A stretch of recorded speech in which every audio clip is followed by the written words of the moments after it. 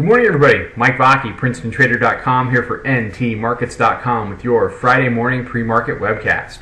Okay, I'm going to keep this pretty short for you guys. The setup is pretty much the same. I've still got this up. We had this up on Tuesday. We talked about what happens if we chop sideways after establishing 34 as a support area as the upper Bollinger Band continues to reach for the sky. It's now up in the 69 area. And how that tends to make price jump up to reach the band. And I think we're nearing that. You got a Fed meeting next week that's typically walked up into, and so this is starting to set up pretty well. Usually what you'll see is one more push down to the support zone, although I think that may be just back down to test 40. We did test the 42s overnight. We're back trading up 48.75. So we'll have to see. Are we done testing support areas? It's possible. It's possible, although chopping around on a Friday morning really isn't all that out of line. I think we'll have a push down off the open. Then you know, we'll see if the next high can take out the Globex high, wherever we end up here, whether it's 48.75 or 50 or some other area.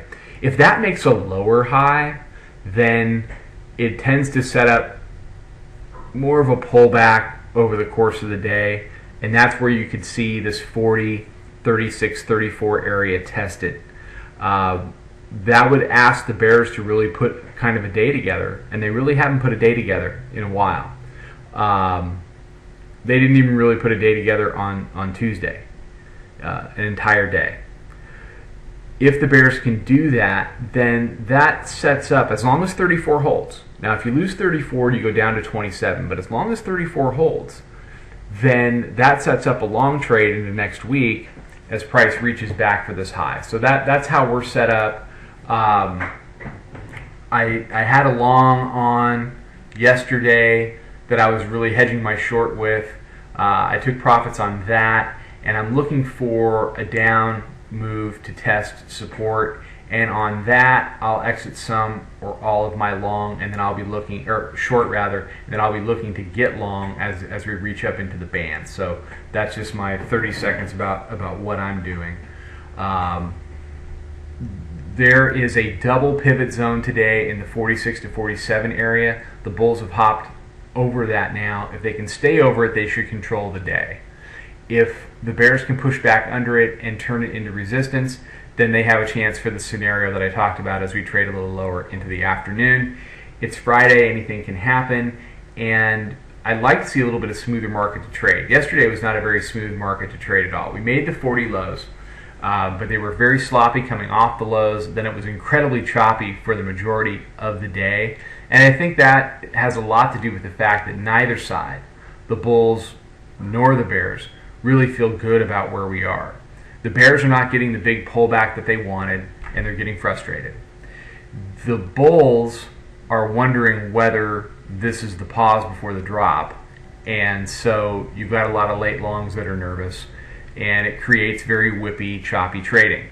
So until we establish something either below, the 40 area down to test 34, potentially 27, or we break out above 54, the whippy, choppy type of scenario is going to continue to play out. So don't overtrade in this environment. The tendency is to want to overtrade and make your broker rich. Don't do that. Wait for your spots. Understand that it's two-sided trading. So if you're more inclined to play the upside scenario that I'm talking about here, you're going to have to wait for a little better entry down around 40. If you're more inclined to be short, and we push back up into yesterday's high, which was 51.75.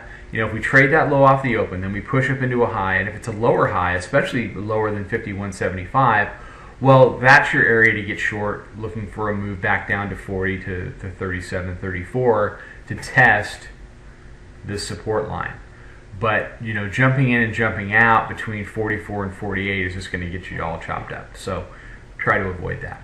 All right, everybody, have a fantastic weekend. Follow us on Twitter at Princeton Trader. Come check out the chat room. We're trading these things. Don't trade them alone. Come trade them with us. Check out a 2-week trial. See if you want to stick around. The majority of our people are on quarterly and annual subscriptions. And I think that speaks more to what we're doing than than anything else I can tell you. Come on in, check it out, see if it fits in with your trading, and when people do, they tend to stick around. So everybody have a great day. I'll be back Monday morning with another webcast. Trade 'em well.